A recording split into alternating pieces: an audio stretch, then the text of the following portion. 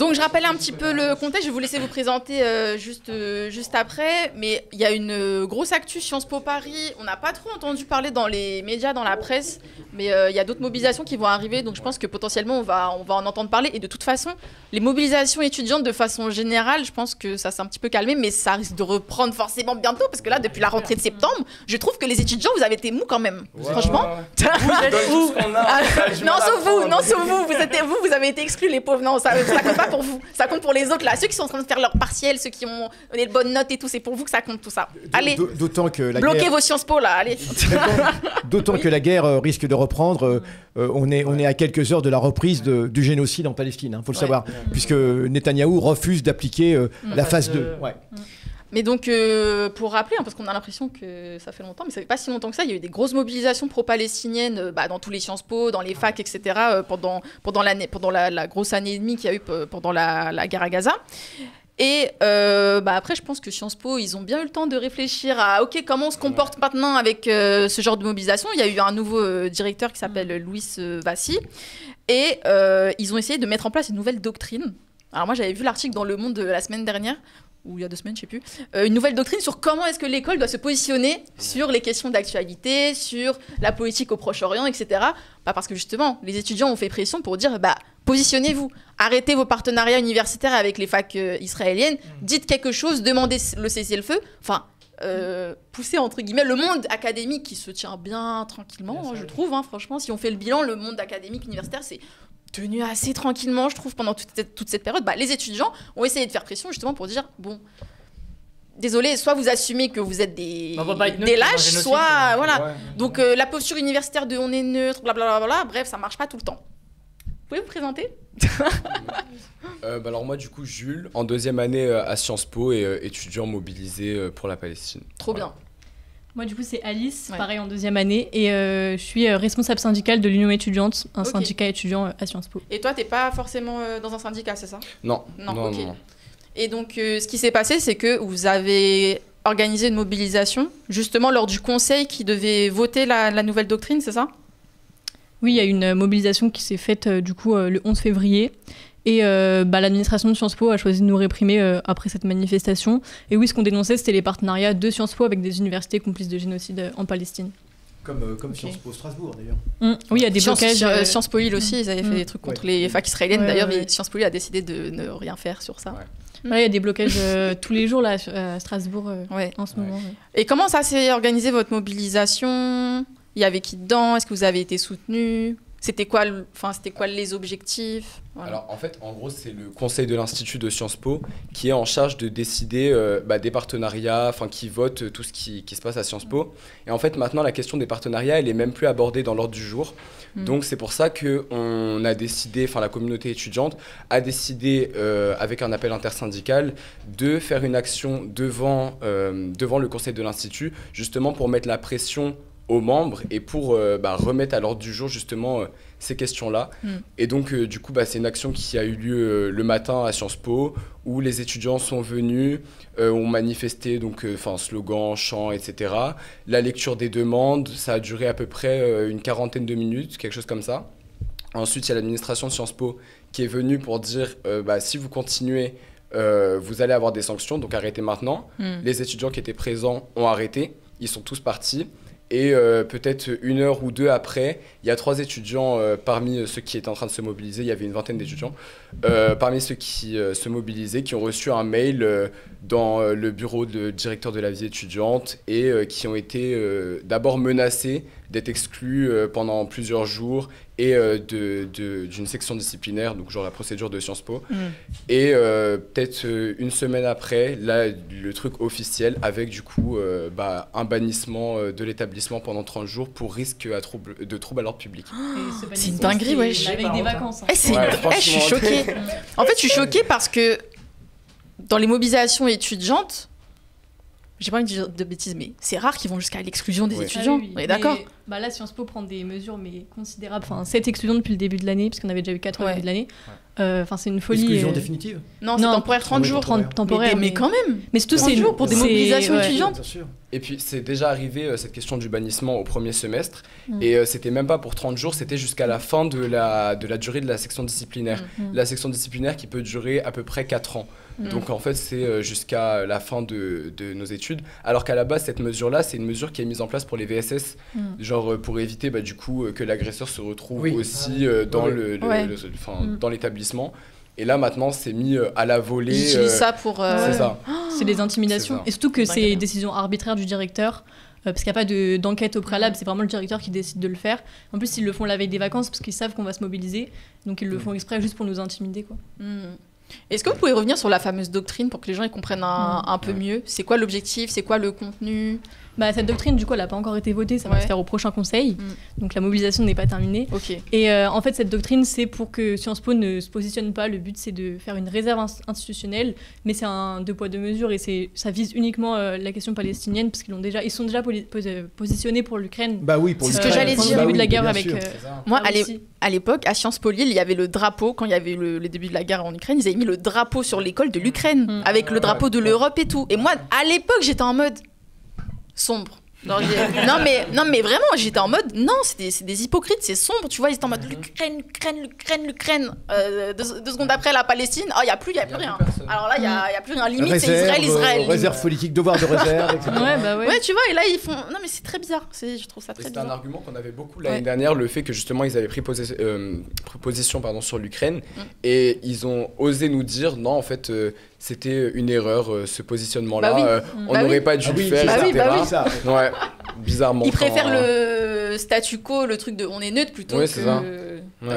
Et cette doctrine, surtout, ce qu'elle fait, c'est qu'elle donne à Vassili le pouvoir de s'exprimer pour l'école, en fait, de représenter l'école et de pouvoir être celui qui porte la position institutionnelle sur les relations internationales. Et est-ce qu'ils essaient pas, parce qu'ils font ça des fois dans des écoles, vous savez, d'organiser, je sais pas moi, des débats avec les étudiants quand il y a des sujets comme ça, plutôt que de dire on en fait une réserve où seul le directeur parle, de dire on fait des débats avec les étudiants, les profs, etc. Ils ont pas essayé de faire des trucs un peu comme ça? La démocratie étudiante à Sciences Po. Même pour faire un peu semblant, quoi. Leur semblant, un petit peu, c'est un cycle de conférences qu'ils organisent sur le Proche-Orient. Un cycle de conférences qui est pour la plupart du temps tenu par des sionistes. Donc bon, c'est un peu... C'est pas, voilà quoi. Mais c'est le seul moment où ils disent, c'est leur excuse quoi. C'est le moment où apparemment il y a un dialogue, donc, etc. Ils ont quand même fait ces conférences. Elles ont lieu. Elles ont eu lieu. Mais avec qui vous savez je sais plus, là ça fait longtemps. Est-ce qu'il y a Gilles Kepel? Je sais plus, je veux pas dire de bêtises, je sais plus, mais c'est des conférences qui sont très... En fait, c'est des conférences pour faire semblant. C'est très neutre, c'est histoire de dire qu'on parle de la Palestine, mais c'est... voilà quoi, c'est... Non, mais alors, comment cette nouvelle doctrine, c'est une mise en conformité idéologique. Je veux dire, ce sont des ordres de toute façon qui viennent du politique. Il ne faut pas croire que ce serait une doctrine c'est une doctrine qui n'a rien à voir avec l'éducation, avec le système éducatif, avec l'aspect universitaire des choses, avec l'académisme. Non, c'est vraiment une volonté de reprise en main de l'université du même type qu'on a eu après 1968. C'est du même type où à l'époque on prétendait que l'université devait... et d'ailleurs, certaines universités avaient gagné quand même en autonomie. Je veux dire, après 68, c'était un des objectifs, on l'oublie toujours. Et d'ailleurs, Sciences Po est censé être autonome. C'est ça. La Sorbonne. C'est ça. Alors que là, ils sont aux ordres directs. Oui, mais même la Sorbonne et même autres universités, normalement, ont une autonomie. Il y a les recteurs, etc. Mais là, on voit bien que c'est plus le cas du tout et qu'on impose à coup de matraque, en quelque sorte, un discours idéologique, un discours conforme idéologiquement et qui est totalement lié, qui est totalement dicté par le pouvoir politique français. Et pire encore, qui n'est même pas dicté par les affaires étrangères. C'est vraiment le pouvoir politique dans son aspect le plus sombre, qui n'a rien à voir avec la politique traditionnelle de la France concernant ce conflit, puisqu'on a bien vu que la France, en l'occurrence, n'est pas du tout neutre, ce qui était le but de la prétendue politique arabe. Ça n'a jamais été une politique arabe, en vérité, c'était simplement une neutralité. La France ne vend aucune arme à aucun des belligérants, c'était ça le principe même gaullien. Et là, on voit que non, que la France continue sa collaboration effrénée avec l'entité génocidaire. Et ce qu'il y a de grave, c'est que maintenant, on veut l'imposer au reste du pays, et pour commencer, à la partie du pays qui est censée quand même un petit peu réfléchir, les étudiants. Et alors, de ce point de vue, qu'en est-il des organisations syndicales d'enseignants? Surtout que Si je dis pas de bêtises, à Sciences Po, vous avez le droit d'avoir des partis politiques, non? Dans les étudiants. Oui. Ouais, parce que oui. dans les autres Sciences Po, non. Ah oui, à Sciences Po. T'as le droit d'avoir des syndicats, Oui, des assos, oui. mais pas de représentants de partis C'est politiques. ça, Alors je crois qu'il y a même une antenne du Parti républicain, je pense, à Sciences Po Paris. Ouais. Il y en a un qui est très influent sur Twitter et il était dans mon lycée. J'ai honte. Ah ouais, ok. Ouais. Ah, il était carrément dans ton lycée. Ouais. Pas à Sciences Po Lille, Non. Ah, d'accord, ok. Ouais. Mais Alors- l'année dernière, il y avait aussi eu un blocage. On était venu les interviewer des étudiants de Sciences Po, d'ailleurs. Ouais. Et il y avait eu une victoire à ce moment-là, c'est ça? C'était Oui, il y avait eu. Ah ouais. la levée des sanctions. Voilà, la levée c'est des sanctions, ça avait eu lieu. Et aussi, on avait obtenu un town hall avec l'administration, une grande réunion où il y avait tous les syndicats, les Ouais. associations, etc. pour discuter des demandes. Mais en fait, ce town hall-là, la conclusion, c'était vous arrêtez de vous mobiliser et on vous donne, je crois, les bourses pour les étudiants palestiniens qui viennent. Mais pour le Ouais. reste, il faut arrêter de se mobiliser sur tout. Ça s'appelle du chantage, quoi. Ouais, c'est ça. Ouais. Alors que ces bourses, normalement, sont dues. Hein. Bah c'est ça, normalement pas elles du- devraient être données de Bah, base, c'est la évidemment. procédure Ouais. quoi. Mais du coup ouais, c'est les seules victoires un peu de l'année dernière. Ouais. Peut-être tu m'as pas d'autres questions, mais je voulais juste parler de vos revendications, en fait, exactement. Alors, Par rapport à ça.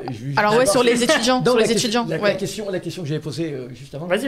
à laquelle est-ce que les syndicats d'enseignants donc vous soutiennent? C'est ça que. Ah oui, je ça veux aussi. savoir. Ouais. On a Ouais. plein de questions. Oui, il y a beaucoup de syndicats et des profs qui nous soutiennent. Enfin, du coup, comme je suis représentante syndicale, Ouais. on a beaucoup de liens, nous, avec les syndicats de profs. D'accord. Et oui, ils sont vraiment de notre côté. Enfin, Bon, ils trouvent ça, que c'est important. cette sanction, elle est disproportionnée. Et en plus, ils savent très bien que c'est que Louise Vassy, quand même, c'est quelqu'un de proche du gouvernement. C'est ça. Et puis l'an dernier, il y a aussi Gabriel Attal qui est venu dans les conseils à Sciences Po quand même. Oui. Donc vraiment une ingérence politique, quoi. Ouais.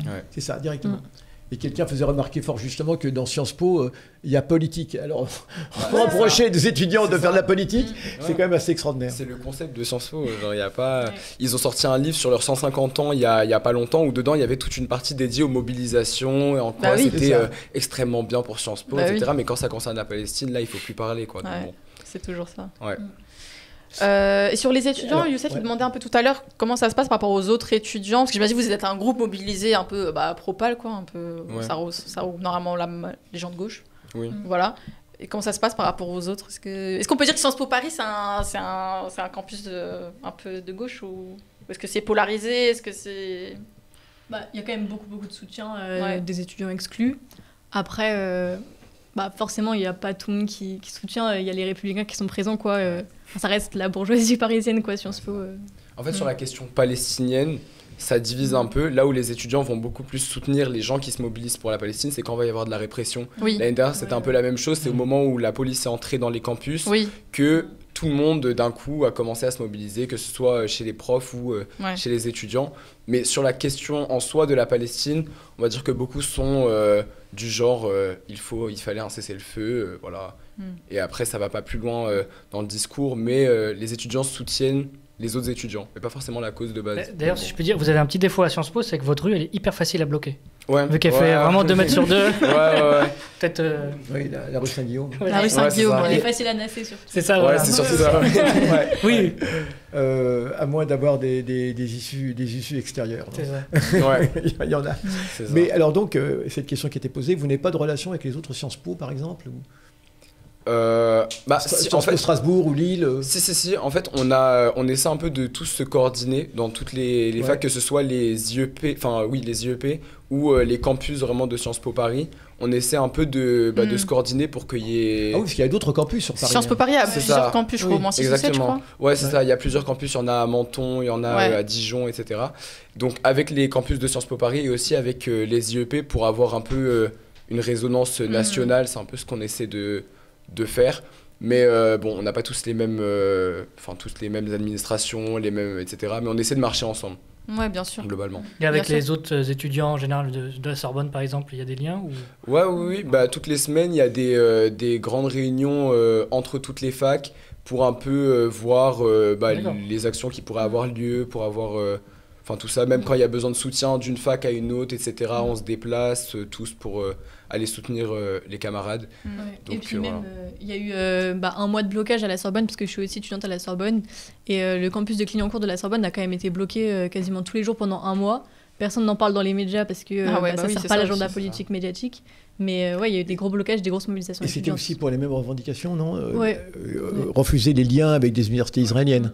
C'est ça, hein. Est-ce que vous pouvez revenir sur cette revendication-là? Parce que souvent, je sais que ça fait débat, même chez les étudiants. Mais il ne faut pas pénaliser les étudiants des autres universités, des pays. C'est pas la faute des étudiants. C'est pas la faute des profs. La fac, en plus, c'est un endroit neutre. Au contraire, il faut favoriser les échanges. Je comprends cette posture-là, c'est pour ça que je vous l'expose comme ça. Comment est-ce que vous défendez justement cette position d'arrêter les partenariats avec les facs israéliennes? C'est des institutions qui participent directement du gouvernement, de la politique génocidaire et de colonisation, en fait. Par exemple, il y a l'université hébraïque de Jérusalem qui est sur des territoires occupés. Donc c'est vraiment c'est des universités, c'est même plus des universités libres, c'est des institutions de la politique israélienne, quoi. Comme nous, à Sciences Po, on voit que de plus en plus, on est proche, l'université est proche du pouvoir. Et actuellement, c'est même plus un lieu de débat, l'université. Et en Israël, c'est pareil. Et c'est absolument pas pour cette raison que nous, on ne peut pas couper les liens avec les étudiants qui se mobilisent. C'est pas ça la question. Mais la question, c'est vraiment que c'est des universités qui sont proches du pouvoir et qui maintiennent la colonisation et le génocide en place, l'apartheid. Et puis typiquement, l'université de Tel Aviv, elle a, comment dire, c'est elle qui fait toute la doctrine militaire de tout à fait. C'est ça que je tout à fait. C'est eux qui réfléchissent à où bombarder, les zones civiles, etc. L'université Reichmann, elle donne des crédits supplémentaires comme on aurait un atelier art plastique au lycée aux soldats qui vont aller à Gaza. C'est pas juste couper des partenariats avec des universités parce que c'est des universités israéliennes. Elles ont une vraie complicité dans ce génocide. Et en plus, à l'échelle de nous, une mobilisation étudiante dans une université, couper les partenariats avec ces universités qui sont complices, c'est la chose la plus grande qu'on pourrait obtenir. Et c'est pour ça que c'est votre levier d'action. Et c'est pour ça que toutes les facs de France quasiment mettent cette demande-là en premier. C'est pas un hasard. C'est ça. Je me rappelle le débat qu'on avait eu avec les athlètes palestiniens israéliens pendant les JO. Faut-il les interdire? On les interdit pas eux-mêmes en tant que personne. C'est juste parce qu'ils représentent l'État israélien qui est en train de génocider. D'ailleurs, c'est là la base même de BDS. Boycott des investissements sanctions. Boycott des investissements sanctions. C'est-à-dire qu'il n'est pas question de s'en prendre à tout Israélien comme cela. On s'en prend à des Israéliens qui représentent l'État. Alors quand il s'agit de Revision, justement, il y avait une controverse par rapport à cette chanteuse de Revision, là. Mais c'est aussi le cas pour ces universités qui représentent précisément l'État, qui s'en vantent, qui prennent des mesures, etc. On a quand même en Israël un certain nombre d'universités qui sont interdites aux Palestiniens, y compris les Palestiniens, je dis bien, comme citoyens officiels de l'État d'Israël. On a le Technion de Haïfa, on a d'autres universités qui sont interdites. En général, tout ce qui concerne la sécurité, où il y a des milieux sensibles, scientifiquement, etc., ne sont pas accessibles à des Palestiniens d'Israël de 48, je parle même pas des autres. Et donc on a un système qui est totalement, homogène, c'est le colonialisme, c'est l'apartheid. Et d'ailleurs, c'est les mesures qui étaient prises à l'époque de la lutte contre l'apartheid en Afrique du Sud. Je me rappelle bien dans les années 80, lorsqu'on luttait contre les deux apartheids, à la fois en Palestine et en Afrique du Sud, on appliquait les mêmes méthodes. C'est étonnant qu'aujourd'hui, des gens poussent des cris d'orfraie en disant mais c'est exactement cela. Et qui plus est, c'était une directive qui avait été à l'époque votée par l'ONU, par les Nations Unies. Parce qu'à l'époque, aux Nations Unies, dans les années 70, disons ce qu'on appelle le Sud global aujourd'hui, ce qu'on appellerait le Sud global aujourd'hui, était majoritaire. Donc les pays socialistes à l'époque et les pays du tiers-monde votaient tous ensemble, ce qu'Israël appelait la majorité automatique, et il y a toute une série de mesures, et donc ce boycott avait été voté. C'est-à-dire qu'aujourd'hui, ce serait légal si l'ONU, s'il n'y a pas eu cette mainmise américaine et israélienne aujourd'hui sur l'ONU, et puis des régimes qui se sont alignés, aujourd'hui, ce serait tout à fait même l'ONU qui commanderait d'organiser ce boycott, ce refus, ce refus de collaborer avec des universités de l'État comme ils ont mis au banc des nations la Russie, je pense pas qu'il y a des collaborations avec des universités russes en ce moment. Collaboration, des chefs d'orchestre russes sont interdits à Paris. Des symphonies de Tchaïkovski sont interdites parce que c'est véridique, la Cité de la musique. Je l'ai vécu moi-même, c'est absolument hallucinant. C'est absolument hallucinant. Alors on nous parle de... Non. Il s'agit... c'est un moyen pacifique et les citoyens n'ont pas 10 000 façons d'exprimer leur rejet absolu de cette politique génocidaire.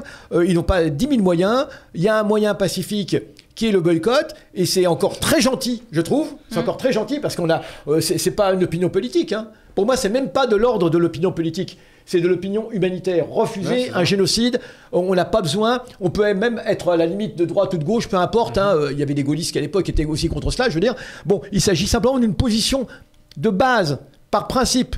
On refuse les génocides de qui que ce soit, Et là, en l'occurrence, c'est les Palestiniens. Et on nous force non seulement à assister quotidiennement à ce génocide, qui est très très bien documenté par ceux qui le commettent eux-mêmes, mais en plus, on nous demande de l'accepter et d'accepter ceux qui le soutiennent. Non mais c'est énorme.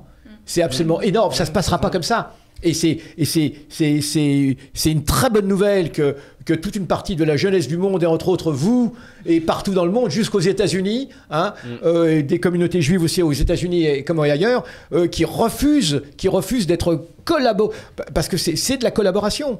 Que retiendront les générations futures? Que nous avons accepté ce génocide, que nous n'avons pas protesté ou mollement. Oui, c'est pas très bien, chacun a son opinion, ou alors on fait intervenir quelqu'un qui va vous parler doctement du conflit au Proche-Orient. Un conflit bien compliqué. Bien compliqué. D'ailleurs, c'est ce que Netanyahou a dit encore aujourd'hui, là, où il s'est insurgé, Netanyahou lui-même, hein, il s'est insurgé, non, je ne sais pas trop qui, s'est insurgé contre la position de l'ONU. Voilà. C'est compliqué, voilà, au titre de la complexité des choses. Non, c'est pas complexe du tout, c'est très simple. C'est très simple. Il y a un occupant et un occupé, il y a un bourreau et il y a une victime, c'est tout. Le reste, c'est la littérature. Donc non, c'est formidable ce que vous faites. Vraiment, c'est formidable. Moi, franchement, je suis pétri d'admiration parce que on n'aurait pas cru comme ça. C'est vrai, ces dernières années, il y a une Et vous êtes en quelle année en plus? Deuxième année, tu vois. Non, mais il y a la Palestine, ça a été un vecteur de politisation express pour des tas de gens. Je ne sais pas si vous étiez politisé avant, ou si la Palestine te disait quelque chose avant. Moi, je viens d'un milieu où on parlait pas trop de politique, etc. Et c'est vraiment à partir... la Palestine, ça a toujours été un sujet quand même où on a un peu discuté, etc. Mais... à partir du 7 octobre, c'est en vrai là qu'a commencé toute ma politisation. Ça embarque en fait. Ouais, c'est ça, exactement. Puis c'est une cause, et vous la prenez, vous la quitterez jamais. Je veux dire, vu qu'elle est simple jusqu'à la libération. Selon la formule de Monsieur Fanon. C'est comme ceux qui ont. Chaque génération. Ah oui, doit-toi trahir. Ou... C'est comme ceux qui ont été politisés par la loi de travail, ceux qui ont été politisés. Moi, quand j'étais étudiante, c'était la réforme des retraites. Moi, c'était les retraites en vrai. Quand j'étais au lycée. Voilà. Et qu'est-ce que je voulais dire d'autre? Oui, donc vous avez d'autres mobilisations à venir. Vous m'avez parlé du 13 mars. Après, là, il y a un mouvement, du coup, à l'Union étudiante, nous, on mène un mouvement étudiant contre le budget de Macron, de Bayrou. Ouais. Mais cette mobilisation, on la mène aussi contre... c'est une mobilisation aussi antifasciste, quoi, parce qu'actuellement, il y a l'extrême droite partout sur nos facs. Oui. Macron, il mène une sélection raciste à l'université. Expliquez-vous, quand vous dites qu'il y a l'extrême droite... il y a l'extrême droite sur nos facs. Par exemple, on a vu à Strasbourg, il y a l'UNI qui a fait un jeu antisémite, raciste, homophobe. Vous pouvez rappeler ce que c'est, l'UNI, pour ceux qui connaissent pas? l'UNI, c'est une organisation étudiante d'extrême droite. Ils sont proches... Il est aussi au Rassemblement National, je crois, ce type. Ils sont plutôt proches de Zemmour, et on a la cocarde qui est plutôt proche du RN, effectivement. Mais comme on a l'extrême droite sur nos facs, Macron qui ne dit absolument rien, le ministère de l'Enseignement supérieur qui n'a rien dit sur l'extrême droite actuellement sur les facs. Totalement. Et du coup, nous, notre mobilisation, actuellement, on la tourne aussi d'une manière antifasciste, antiraciste, et cette mobilisation contre le budget, c'est aussi une mobilisation antiraciste, puisqu'en fait, dans ce budget austéritaire, Macron, ce qu'il a fait, c'est qu'il a mis en place, c'est un décret qui existe depuis plusieurs années, mais là, il veut le généraliser, et c'est le décret Bienvenue en France, qui met en place des frais plus élevés pour les étudiants internationaux. Ça s'appelle Bienvenue en France? Ça s'appelle Bienvenue en France. Non mais c'est d'un cynisme. C'est d'un cynisme. Non mais c'est incroyable. Et ça s'appelle Bienvenue en France. Ah oui, c'est comme France Travail. Ouais, mais c'est ça. Ils ont inventé des termes comme ça. Donc vous êtes la génération Palestine. Reprenons. Est-ce qu'il y a des moyens de soutenir les étudiants qui ont été exclus?